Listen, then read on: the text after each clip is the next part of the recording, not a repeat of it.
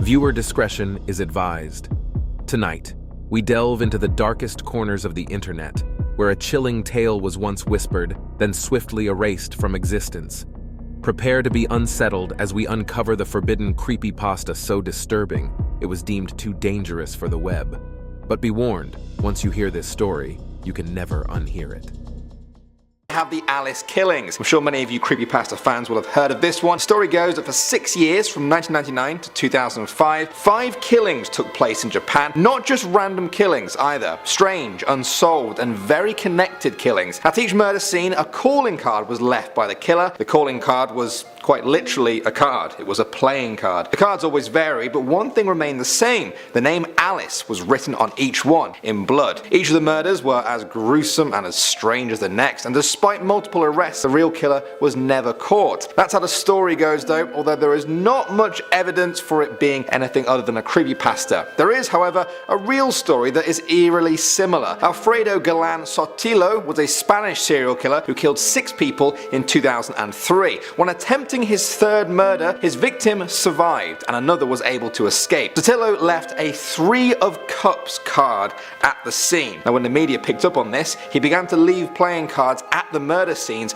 of his next victims until he eventually surrendered to police. He was sentenced to 142 years and 3 months in prison. Next up at number 9 now we have the Russian sleep experiment. This very famous creepypasta tells the story of 5 test subjects who were given a sleep inhibiting stimulant in a Soviet experiment. Day by day, with no sleep at all, they began to descend into madness. They eventually sealed themselves inside their chamber and covered the windows with feces and torn book pages so the scientists couldn't watch them. The story continues and contains mutilation, blood, violence, and murder. In that order, actually. It's not for the faint-hearted, but did it actually happen? Well, not as far as we can tell. Many people do think the creepypasta was inspired though by real experiments conducted by governments. The British military testing LSD on its soldiers, Americans testing mustard gas on their own soldiers, and Japan's Unit 731, which tortured an estimated 12,000 prisoners of war during World War II. Perhaps one of the unknown experiments involved stopping people from sleeping. Moving on to number 8 now, we have the Capgras delusion. That's the name of this creepypasta that appeared online in January 2017. It told the tale of a woman called Harriet who had an aneurysm that severely damaged her brain. After that, she began to believe that one by one, everyone in her life had been replaced by an imposter.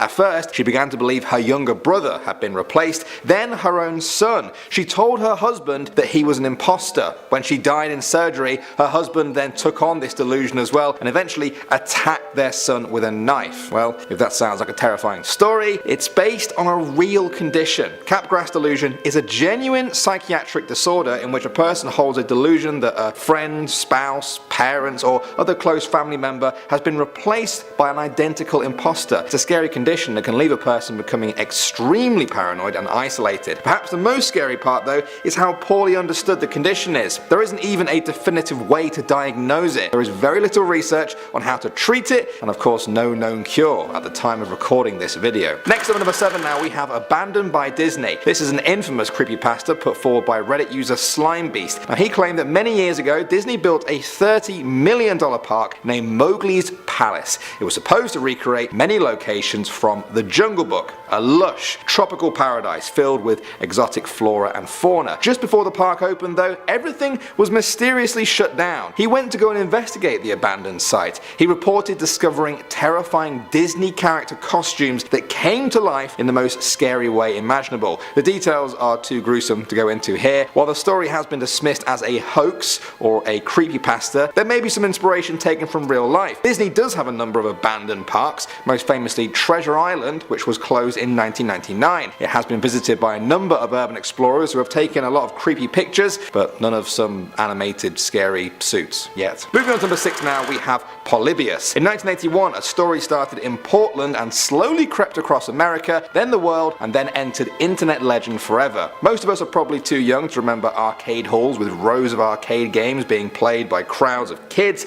Before the rise of home consoles though, these were the places to be. In Portland, kids started talking about one particular arcade game, Polybius. Rumor had it that Polybius was insanely addictive. Whenever kids were finally forced off it by the next in line, they reported feeling nauseous and stressed. Some even had seizures. People started noticing that the game was being serviced a lot more than the others. Once a month, men in black suits would come and copy the machine's hard drive but leave all of the money. This led people to believe that Polybius was part of an experimental CIA mind control program. Some people still believe this to be true, but others see it as just an interesting creepypasta. Now, if that's the case, it may be based on some real stories. In 1981, in Portland, a kid really did get sick during an arcade marathon. A few days later, federal agents really did seize a bunch of arcade cabinets as part of a gambling bust. Or they were CIA, whatever you want to believe. Coming at number 5 now, we have Robert the Doll. I'm sure you guys have all read creepypastas about dolls that come to life and kill their owners. They're extremely popular. There isn't even one that I can particularly single out though. What I can say is that a lot of them are probably based on the true story of Robert the Doll. He's a very real doll that was owned by Robert Otto in Florida in 1904. The doll was named after Robert. Now, according to legend, the doll had supernatural abilities that allowed it to move, change its facial expressions,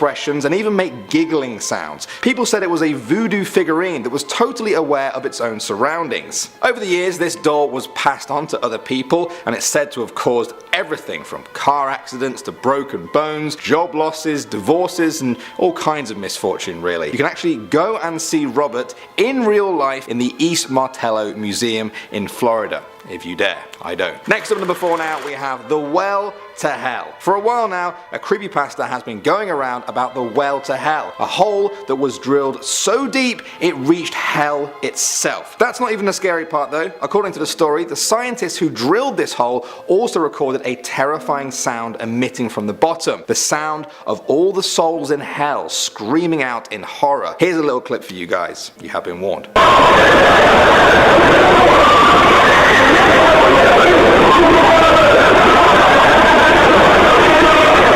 Now, they say that the hole was drilled in 1989 in Siberia, and that after the scientists heard that sound, they fled and never returned again. The inspiration for this creepypasta may have come from real holes that were bored. One such example is the Kola Super Deep Borehole. It's in Russia, it was drilled as a scientific experiment, and it's the deepest artificial hole ever drilled, reaching the depth of 12,262 meters, or about 40,230 feet. Now, just to put that in perspective, most airlines fly about 35,000 feet. This hole is deeper than the height at which planes fly. Think about that for a second. That site was abandoned in 1995 with the dissolution of the Soviet Union, although I've seen no evidence of screaming souls from hell yet, again. Moving on to number 3 now, we have the Slender Man stabbings. In May 2014, the small town of Waukesha, Wisconsin was shaken by the stabbing of a 12-year-old girl there. The brutal attack was said to be inspired by the popular Slender Man creepypasta. 12-year-olds Anissa Weir and Morgan Gieser have become obsessed with Slender Man ever since discovering him on the Creepypasta wiki. They began to believe that Slender Man was real and that he wanted them to prove their loyalty to him. By doing this, they could become his proxies and do his bidding. They could also prove his existence and prevent their own families from being harmed by him. This delusion led them to believe that they needed to kill someone to show their loyalty. Their intended victim was Peyton Leutner. They lured their classmate out into the woods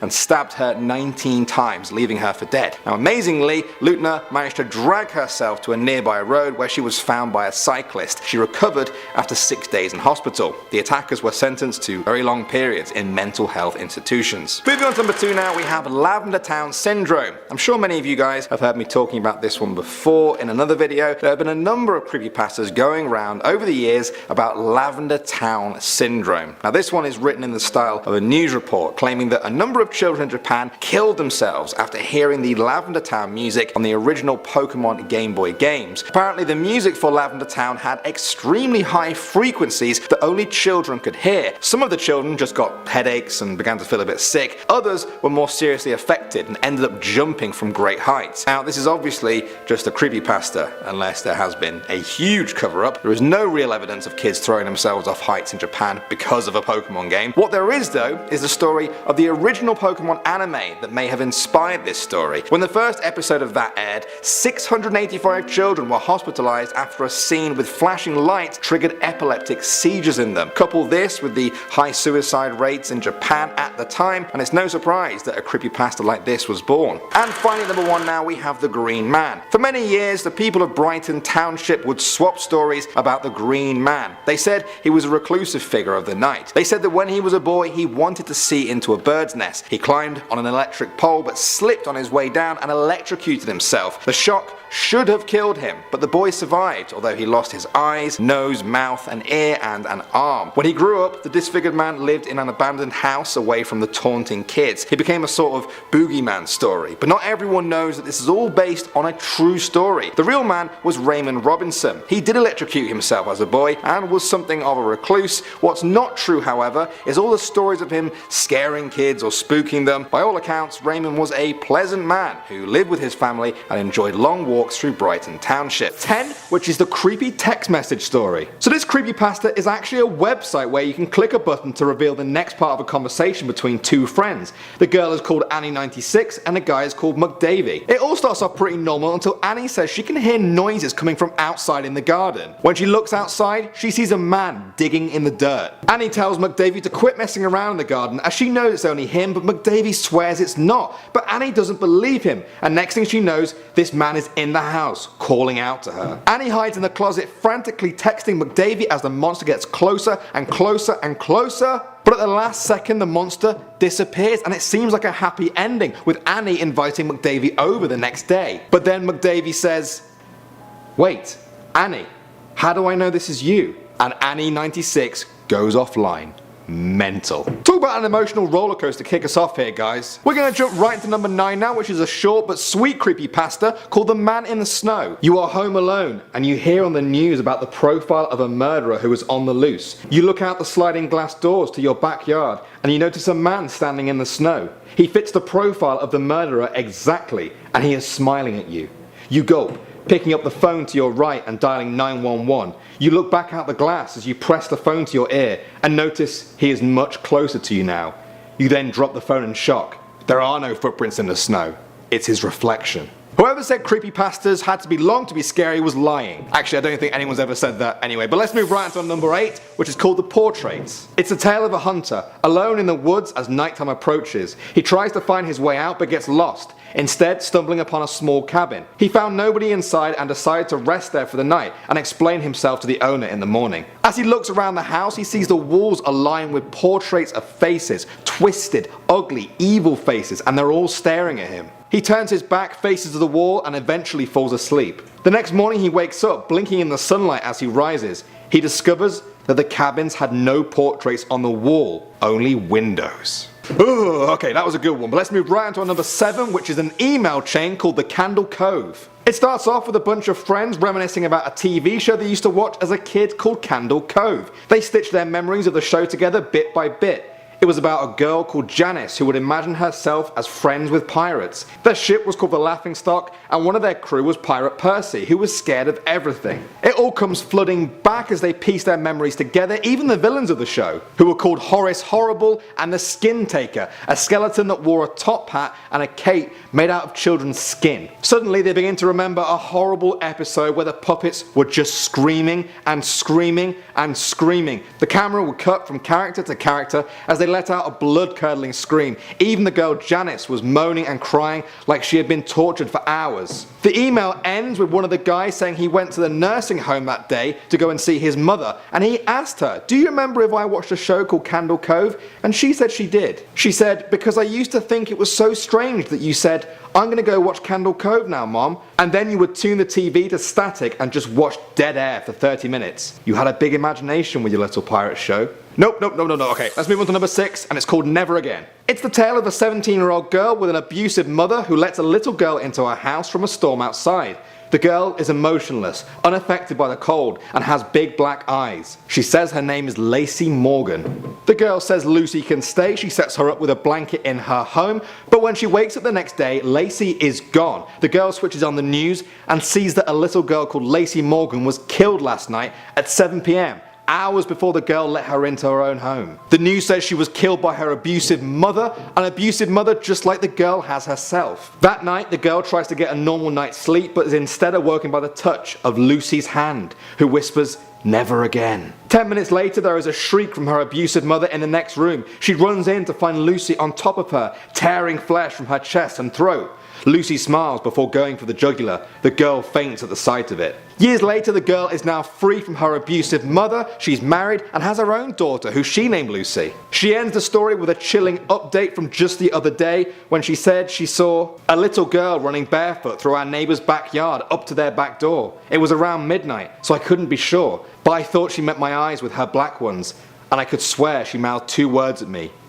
Never again. Okay, we're halfway through our top 10 creepypastas in at number 5 with lightning. The story begins with a man and his son moving into their new home on the night of a huge storm. The little boy is excited by all the lightning and talks about it all the next day. He does it again a few nights later and the night after that. Every morning he wakes up and tells his dad about the lightning, but the father tells him there were no more storms and thinks it's just a reoccurring dream from the first night. Then one morning he's reading the paper and the horror hits him like a truck. There's a story about a sexual predator who had been arrested for taking pictures of little boys through their windows as they slept, with flash photography. But it gets worse. The next day the boy runs up to the dad and says, Dad, there's no more lightning at my window anymore." The dad says, "Oh, it died down, did it?"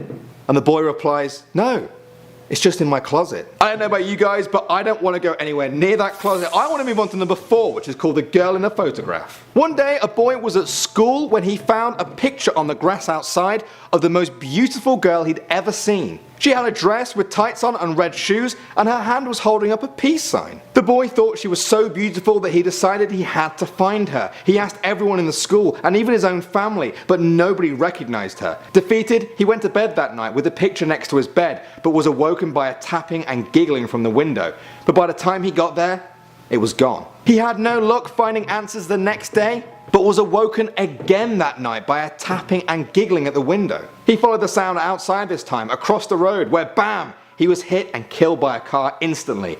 The driver jumped up and ran to the boy and found the picture in his hand. He saw a girl wearing a dress with tights on and red shoes and holding up 3 fingers. Alright guys, we've reached our last few creepypastas here with number 3, and it's called The Affair. It tells the story of a man named Jeremy who divorced his wife Gail when he finds out she's been having an affair. All he knows about Gail's new lover is that he's called Chamberlain. As they separate, he notices that Gail has more and more bruises on her each day, but decides to keep his distance as their relationship is already over. Then one day, Gail disappears, no note or text, and Jeremy thinks, well, if I haven't heard from her in 24 hours, I'll let the police know. The next day, he's on his way to work when he gets pulled over by a police car behind him. The officer says he pulled Jeremy over because he noticed his trunk had popped open and asked him to come and look. As they go to the back of the car, they open the trunk to find the lifeless body of Gail in the fetal position. The officer immediately cuffs Jeremy, pins him to the police car, and calls for backup on his radio. He says, "This is Officer Chamberlain requesting backup and an ambulance."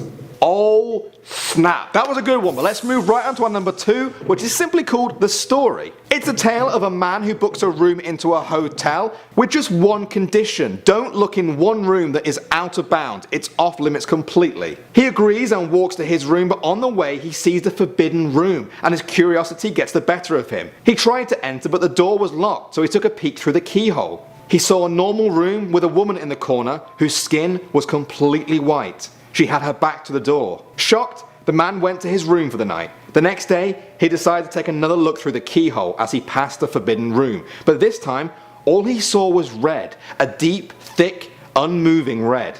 He told the woman at the front desk, who didn't look too surprised. She said, "You looked through the keyhole, didn't you?" And he nodded. She continued, "Well, I might as well tell you the story. A long time ago, a man murdered his wife in that room and her ghost haunts it. But these people were not ordinary. They were white all over, except for their eyes. Their eyes were a deep, deep red." Whoa, okay guys, alright, so far in our creepypasta we've seen monsters, we've seen murderers, we've seen molesters. But for us, none of them can touch the king of all creepypasta. It's the smiling man in at number 1. One day, a guy was walking alone at night when he first noticed him. On the far end of the street was a silhouette of a man, dancing. It was a strange dance, similar to a waltz, and he was slowly coming closer. The The guy tried to move around him, and as he did, he noticed the man was not only dancing, he was smiling at the sky, his eyes open and wild. By this point, the guy was freaked out and crossed the road, but when he looked back, he saw the smiling man was crouched on the floor behind him. The smiling man rose slowly and continued his dance towards the guy, eyes to the sky and smiling even bigger. The guy confronts him, saying, "What do you want?" But the smiling man just turned and danced away slowly. The guy walks on before turning to check on the smiling man, but now he was running full speed towards him, and he ran too. He ran as far and as fast as he could all the way home without looking behind him once. But he did end up with possibly the most scary creepypasta of all time. Starting off at number 10 now, we have The Visiting. This one was written by Tales from the Abyss in 2016. In its short history, it's turned heads as a terrifying story about the dark web. It revolves around an 18-year-old guy and girl. She convinces him that they should check out the dark web, just for fun. While browsing around, they find a movie called The Visiting. They were drawn in by the display picture, a simple white background with the title written in black Arial font. When he wasn't looking, the girl actually ordered the movie to be delivered to her house. He was pretty mad about that. He didn't want anything from the dark web coming to her home or any connection that they had even been there at all. 3 days later, they were watching a horror movie at her house when they heard an aggressive knock at the door. They opened it to find a tall, stocky man with a ski mask and dark clothes was stood outside, and he was holding a hammer. He was about to slam the door and call the police when he heard his girlfriend scream from the back of the house. When he ran there, she was pointing in the garden. An identical man was at the window holding a baseball bat. The story only gets more horrifying from there, and is a reminder that you should only order a visitor if you really want one. Next up at number 9 now, we have The Journey to the Dark Web. This story from 2015 is written from the perspective of a computer technician. One day he gets a call out to a business who are complaining that their internet is acting up. When he arrives, he sets about trying to fix their connection. It's something he's done a million times before, and in his boredom he noticed a strange network pop up on his computer. He joined it out of curiosity and began poking around to try and find where it came from. Then his PC froze up for a few seconds. How strange, it never did that. After messing around a little bit more, it kept happening. He decided he had had enough, so he tried to disconnect, but the network hadn't finished with him just yet. Just as he was about to hit the power button on his laptop to perform a hard reset, his browser opened again. This time a little chat box opened. It simply said, "Hello." He stared at the screen for a few seconds, not quite sure what to do. A journey then began which he could never forget, one that blurred the lines between human, AI, and a whole new kind of demon. Moving on to number 8 now, we have The Connection. In September 2018, this story was posted to a Creepypasta website titled "I Found a Laptop Connected to the Deep Web." From there, you're just hooked really. The main character finds a bag that someone must have left in his local cafe. He thought about giving it back, handing it in to the staff, but a moment of dishonesty came over him and he decided to take the bag home. It was a decision he would live to regret. When he gets home, he isn't sure what to expect and is shocked to find a laptop in mint condition inside. There was even a charger and a wireless mouse. He also found a phone that had no text and only one recent call to an out-of-state number. The more he examined the phone and the laptop, the creepier things got. He found pictures of a local barbershop, a path in the woods, a garage, and even the cafe where he found the laptop. Soon he noticed that a spate of recent murders were all tied to these locations, all except the cafe. And then he begins to make a horrible realization. Coming in at number 7 now, we have The Freak Show. This one was told by Reddit user Jaden Sutton. He says he grew up loving technology and by university he considered himself a hacker. Eventually he got bored of this and he wanted a new thrill. His friend told him about the dark web, and the very same day he was scrolling through some pages, suddenly he got a pop-up box. A message in red text read, "If you don't know what's next, you're probably in the wrong place." There were 2 buttons, continue and leave. He clicked continue. He said that was the biggest mistake of his life. A black screen appeared with a blood red title at the top of the screen. It simply read The Freak Show. In the middle of the screen there was a chat box. A message popped up from someone titled admin. It said, "Hello." The conversation that followed is one that disturbed him for life, and is said to have a similar effect on many people that read it. Moving on at number 6, we have Few Are Many. This is a great one about some kids who get curious about the dark web and how it's not separate from their own lives, it's very much intertwined with it. After installing a browser to visit the dark web, the main character goes to a video site, not unlike a dark web version of YouTube. There was soon one that caught their eye. It was a video from their local burger joint called Dark Point Burgers. They end up seeing people they know, places they know, strange twisted images that scare them into turning off the computer, but it won't. Then they see a live video feed from the room they are in. Then a voice speaks and their life changes forever. Next up at number 5 now, we have Dark Afternoon Tape. Now this story revolves around the storyteller's friend finding a dark website that showcases banned content from the regular web. Gruesome crime scene photos and that sort of stuff. The friend finds an audio clip and starts listening with headphones. The more he listens, the more distressed he looks. Suddenly he stands up, he takes off the headphones and throws them on the desk. He was shaking and he simply said, "That audio file." So now the storyteller wanted to hear it for himself. Before he could get there though, the friend deleted the sound file and shut down the computer. He soon left, but the storyteller remembered something. The audio file had come with a story, a real story, and a text file, a story that was scarier than whatever his friend had heard on that audio file. What follows next is the text from the story. It's titled "The Dark Afternoon Incident, Real or Hoax." Here's the first paragraph for you guys, but you'll have to find the rest for yourself. "As a journalist, I've investigated everything from political corruption to celebrity scandals to international cybercrime, but never have I come across something so bizarre and deeply disturbing as a simple audio tape." Moving on to number 4 now, we have Taking Care. This one was posted to Reddit by Packathon John. He tells a story of how he was always fascinated by the deep web. One day at college, his friend set everything up for him to use it. After a few weeks, he felt like a pro. He started to get a little bit cocky. He turned off the censored mode and began to go deeper. Most of the pages led to just dead web pages, but eventually he stumbled across a site called All the Gore. It was a big chat room with many different topics. Even though he had a pretty strong stomach from some of the horrific stuff he'd seen on the normal internet, this was something else. After a little while, he realized just how sick this site really was. The people in the chat rooms were actual killers, bragging about some of the things that they had done. He told them they were sick and he threatened to call the police on them. They told him he would regret it if he did. He reached for the phone to make the call. There was a new message. He opened it and it said, "Call the police and you're dead." Now that's a line that some creepypastas would be happy to end on, but that story only starts there. Moving on to number 3 now guys, we have Welcome to Iris. This is a story about a guy called Ben who lost his laptop at a cafe. Hopefully not the same cafe that I mentioned in an earlier story. He returned and asked the owner if they had a lost and found, and within 3 seconds he had the laptop back in his possession. The owner said an old guy had returned it after finding it under the chair where Ben usually sat. Now Ben didn't think much of it and was just happy to get his laptop back.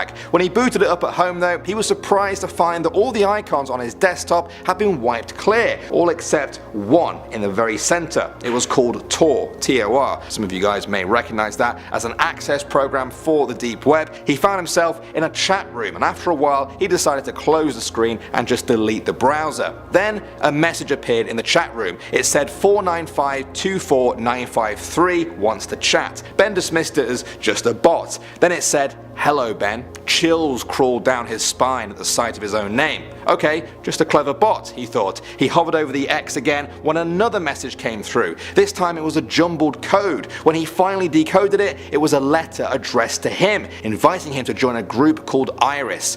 You guys should go and find a story for yourselves to see his struggles with Iris and the horror of having to join a group that you don't want to because they know your name and they know where you live. Next up at number 2 now, we have Why I Left the Deep Web. This is a creepypasta posted to the No Sleep subreddit by Tas Diablo. Now I say creepypasta, but that's not what the disclaimer says at the top of the story. It reads, "Disclaimer, this is not a ghost story or creepypasta that most of you are here to read. Please do not read this if you are easily disturbed." The story is told by a 22-year-old postgraduate who said that he started exploring the dark web at high school. He had 3 aliases on it. He ordered drugs and got a drug dealer to sell them in real life. He was mastering the dark web. Then in his second year, the government began shutting down sites like the Silk Road and Mad Onion. He went deeper though. After 10 years, he thought he had seen everything there was to see. Then, one day, he and his friend were in a chat room when people mentioned a site that no one had managed to get past its encryption except for one person. They shared what they saw in that chat room, and the storyteller describes it as this. This site is the most cancerous and revolting section from the darkest part of the dark web. It is a scar that I bear to this day, and it is one that I will never, ever forget. I'll warn readers again, this is not for the faint-hearted, and something that even the most emotionally numb people will not be able to deal with. The story continues from there, and it only gets darker. And finally, number 1 now, we have The Contract. This is a creepypasta by Shannon Higdon about a guy called Martin Croker who worked for a newspaper. Now his boss, Teddy Wilson, wanted him to do a piece all about the dark web. He gets paired up with his colleague Susan. The pair are guided on their journey with a dark web regular called Hector. He tells them about The Contract, a shady agreement there in which people give their lives over to a dark organization when they become truly desperate in life. It's also known as the Devil's Contract, or quite simply, the final contract. Even on the dark web, its existence is more like an urban legend. The victims sign away their lives in this digital contract, and at that very moment, their life no longer belongs to them. In the character's quest for the story of the century, they try to discover the roots of this contract, what it contains, and just how powerful the people are behind it. Killings. I've talked about this creepypasta before, but basically it's a famous Japanese urban legend about a mysterious serial slayer. They would go around murdering random individuals. At the scene of their gruesome crime, they would leave a single playing card by the body with the name Alice written on it in the victim's blood. The killer ended up taking the lives of 5 individuals. Well, in 2003, there was a serial killer in Spain that would also leave playing cards by their victims, just like the Alice killer. He ended up slaying 6 individuals before the police caught him. Coming in at number 9, we have the Facebook messages. So the creepypasta I'm going to be talking about is the one titled "My Dead Girlfriend Keeps Messaging Me on Facebook," and it's pretty self-explanatory what happens. A guy's girlfriend passes away but keeps messaging him on Facebook saying random things, almost as if she's like toying with him from the dead. Well, in 2016, Kayla Brown and her boyfriend Charlie Carver were kidnapped by a serial killer. Charlie was killed, but Kayla was kept alive in a shipping container for 2 months. To avoid suspicion, the killer went on both of their Facebooks and sent messages and status updates to not worry friends and family. He said that they were fine and left on their own, but eventually he was caught and Kayla was rescued. Moving on to number 8, we have the Axeman of New Orleans. Legend goes that in the early 20th century, French photographer and inventor Edouard Martel was traveling the United States taking thousands of photos of the places he visited. He typically would hide his camera and set it to go off automatically. That way he could capture real life without people knowing. However, after reviewing his photos, he realized that he captured a brutal serial killer who police could never catch. He was named the Axeman of New Orleans, or New Orleans. You guys make fun of how I say that name. Now, parts to this story are true. Parts are false. For starters, Edouard Alfred Martel is a real person, but he wasn't a photographer. Second, the Axeman of New Orleans was a real killer. During an 18-month spree from 1918 to 1919, he killed 6 individuals. So this creepypasta was based off of a real killer. In our 7th spot, we have the Green Man. Now, there are a bunch of different versions to the story, but they are all about a green man with no face that stalks the streets of Pennsylvania at night. Some say he was splashed with acid. Others say he was struck by lightning. Whatever happened to him, it turned his skin green and melted his face. They called him Charlie No Face, or the Green Man. As scary as it sounds, this story is completely true, but it's a really sad one. So Charlie No Face was indeed a real person. His name was Raymond Robinson. When he was a child, he was badly injured by an electrical accident that caused his face to appear disfigured. As a result, he was fearful of going out during the day, so at night, that's when he would go out and he would go for walks. He was completely harmless, but people who encountered him would be immediately frightened by his appearance. Making our way down the list at number 6, we have Capgras delusion. The creepypasta Capgras delusion is about a woman named Harriet Starling Malcolm. She ends up developing Capgras delusion as a result of a brain aneurysm and starts to believe her younger brother is an imposter. He's been replaced by someone that looks like him, but it isn't him. When Harriet passes away, her husband develops this disorder as well and ends up killing the brother. Capgras delusion is a real psychological condition. Those that suffer from it believe that people around them have been replaced by exact copies. Those with dementia or schizophrenia may also suffer from this delusion. We're now at our 5th and halfway mark with Barbie AVI. Barbie AVI is a pretty famous urban legend. It surrounds someone finding a mysterious video titled Barbie AVI. The video is very fuzzy and the sound is distorted, but it features a blonde woman getting interviewed. In the urban legend, the narrator recognizes where the video was filmed and ends up going to the place. They end up in an old abandoned building where they hear weird moans and whimpers coming from a room. They flee in a panic. Now, the backstory to this video is not real, but the creepy video itself certainly is. Over the years, a lot of people tried to figure out what the video was about. At one point in the video, the girl raises her arm and it's revealed that it's completely amputated. Some people think that the video was about BIID, body integrity identity disorder, and that the woman cut off her arm because she didn't find it to be beautiful. Eventually, it was revealed that her name is Tammy. When she was younger, she was washing clothes with an old school washing machine with no safety features. While the machine was operating, she stuck her arm in to push a sheet in more, and it ended up trapping her arm and twisting it until it ripped off. The video we see is when she's older and is trying to get a job at a modeling company, and it's her interview.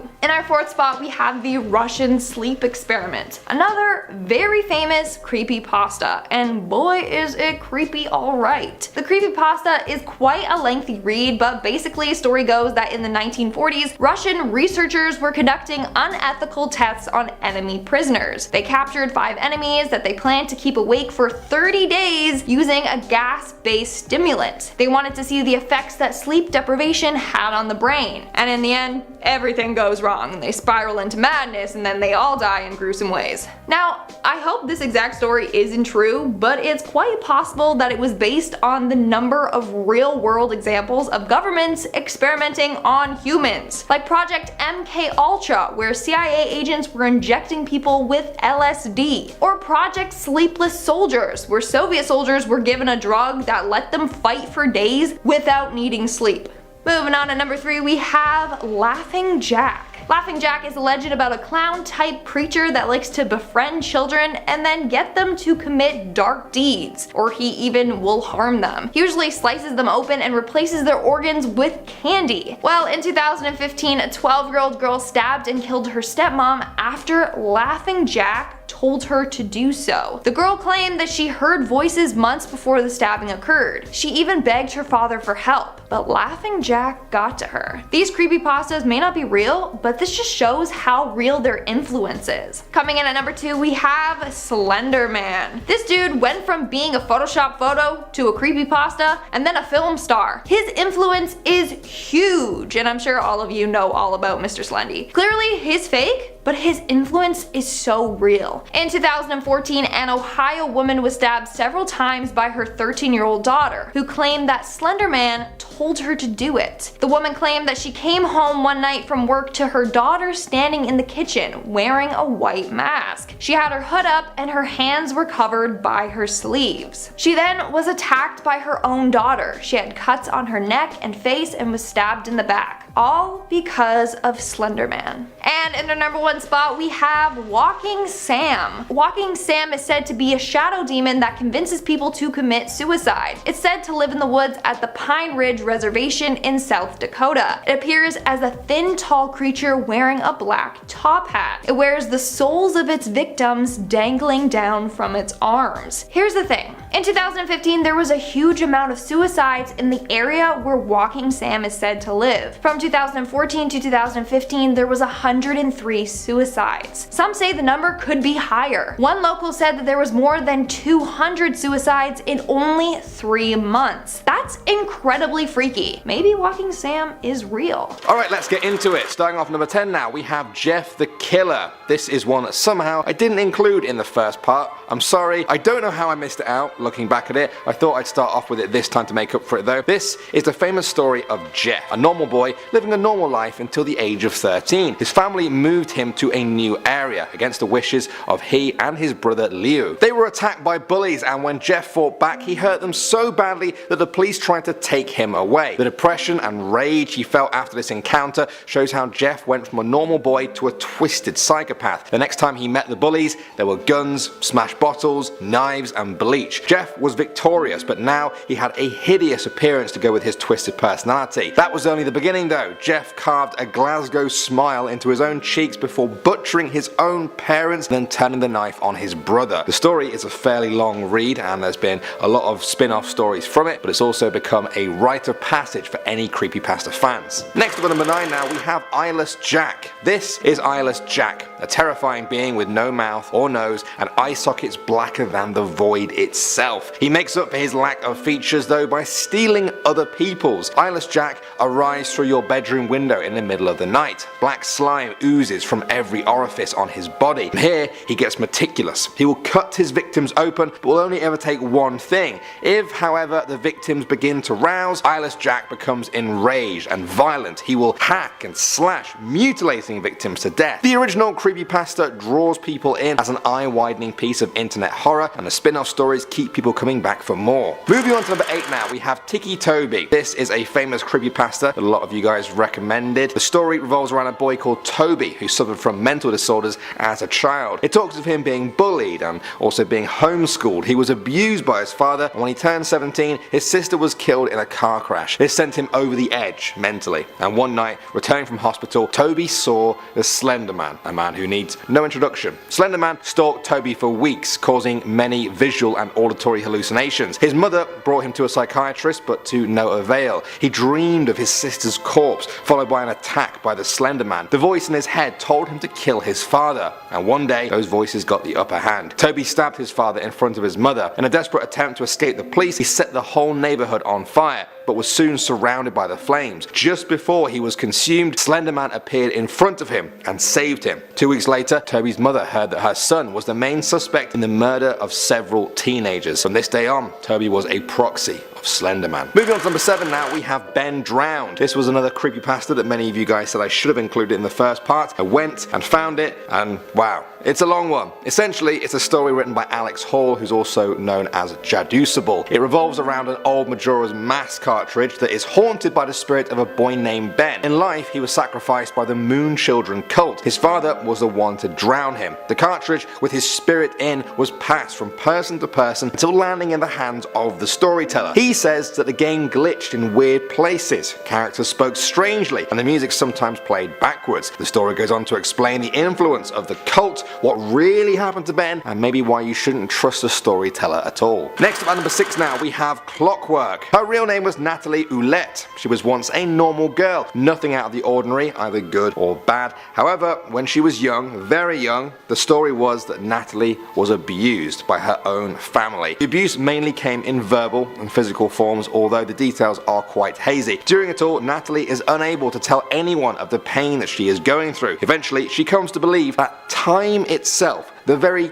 concept of time, is somehow against her, and not only that, that time led to her abuse. The story follows her through her tortured childhood, a battle against time, and the disturbing loss of her sanity. Moving on to number 5 now, we have Sally. That's the name of the story and also of the main character, a 12-year-old girl who had been sexually abused by her own uncle and threatened into silence. Eventually she caved in and told her parents something was wrong. They just dismissed it as a nightmare though and sent her away. Sally was left with her mouth still hanging open, the words of her abuse not able to reach her lips. She wasn't able to go into the details of the horrors her uncle inflicted upon her. Even worse though, her uncle heard her trying to tell her parents what happened and decided to take revenge. Tricked Sally's parents into letting him take her to the store, despite Sally not wanting to. Instead, he drove her to a park and killed her by smashing in the side of her head with a rock after beating her up. The Creepypasta details her story in much more gory, drawn out detail, and even goes on to explain how Sally now haunts her her old house, terrifying adults in the neighborhood while playing with the children there in peace, at least for now. Coming at number 4 now, we have the Bloody Painter. His real name was Helen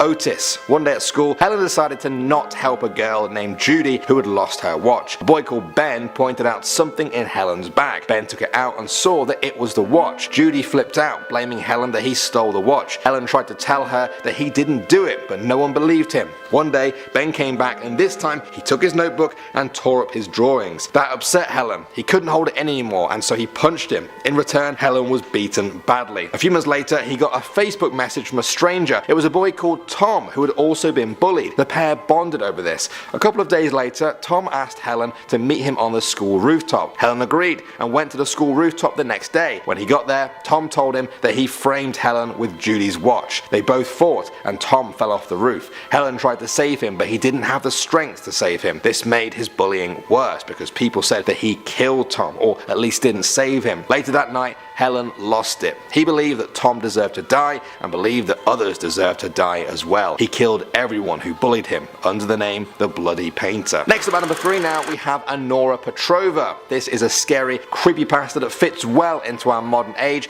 It's the story of a woman who was on track to become a promising figure skater in the US. Everything was going great until she discovered an evil, sentient Wikipedia page about her own life. It somehow detailed her death and the deaths of her family. It drove her to insanity. Anora tried to edit the page. She tried desperately to change her own fate, but her life spiraled out of control in the most horrific ways. The harrowing tale is told from the point of view of Anora as she continues on the descent into madness. Perhaps the creepiest part of the whole thing is that the Wikipedia page stops talking about her fairly on and instead starts addressing the reader. That's you. It instills a fear in people that it could happen to anyone, and it's a reminder that with the growth of the internet in this new age of information, there are many corners for evil to hide. Next up now guys, at the number 2 spot we have Judge Angel. Originally she was called Diana. Ever since she was born, her father never loved her. She looked nothing like her parents and all her family ever seemed to notice were her eyes. Those deep, black, soulless eyes. Eventually her father even left the household, unable to be around her. When she was 15, Diana was beaten by her father for wanting to go outside. Diana was not allowed to. When her mother tried to comfort her, her father turned on her too. One night Diana and her mother decided to run away on Christmas Eve that year.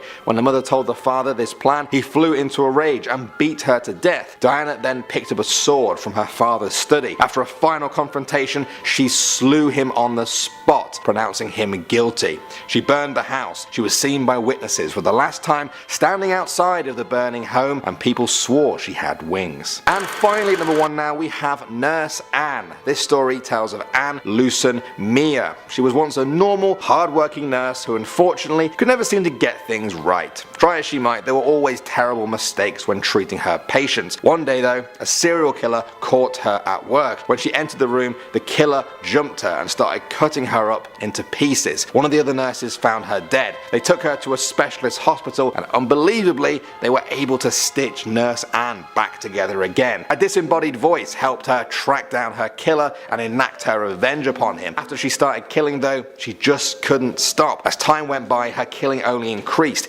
In the end, other creepypasta characters took an interest in her. To see her involvement with the other characters and the full extent of the grisly deeds, you'll have to read the full story of Nurse Anne. Starting off at number 10 now, we have the Slender Man stabbings. This is perhaps the most famous one on our whole list. It made headlines across America and beyond. Slender Man is a creepypasta dating back to 2009 about a tall, thin man with a featureless face and head. He wears a suit and stalks children in the woods. Over the years, it's inspired spin-off stories and artwork, but it also inspired something far more sinister. On May 31st in the town of Waukesha, Wisconsin, 12-year-olds Anissa Weir and Morgan Gieser lured their friend Peyton Leutner into the woods. They then stabbed her 19 times in an attempt to kill her. They later told police that they wanted to prove their loyalty to Slender Man so they could become his proxies, prove his existence, and prevent him from harming their families. They believed the only way to do this was to kill a human being. The victim was found by a cyclist after she dragged herself to the side of the road.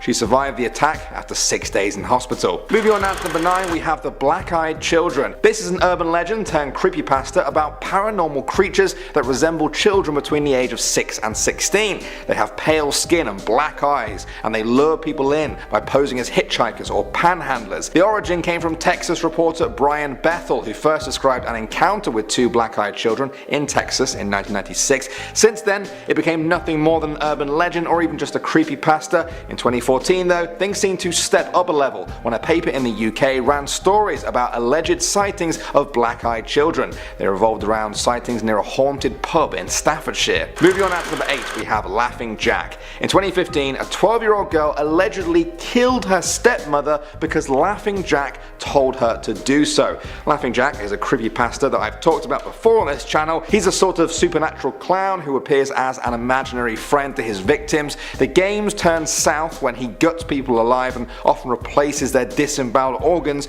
with candy. Now, this unnamed 12-year-old girl claimed that Laughing Jack told her to kill her stepmother. Doctors diagnosed the girl from Indiana as suffering from PTSD and dissociative disorder. Her family said their main concern was getting her transferred to a state mental hospital after 16 psychiatric facilities refused her. Her public defender told the news, "This little girl has been failed by everyone. The risk level for her is beyond anything I think anybody can imagine." Moving on to number 7 now, we have Facebook from Beyond the Grave. Now, some of you guys may have heard about a very scary creepypasta that came from Reddit. It was titled, "My dead girlfriend keeps messaging me on Facebook. I've got the screenshots." It's really creepy, honestly. I recommend you all go and read it if you haven't done so already, and it's exactly as the title sounds. Well, a real life version seemed to happen in South Carolina in 2016. Real estate agent and serial killer Todd Colep kidnapped Carla Brown and her boyfriend. He posted on their Facebook pages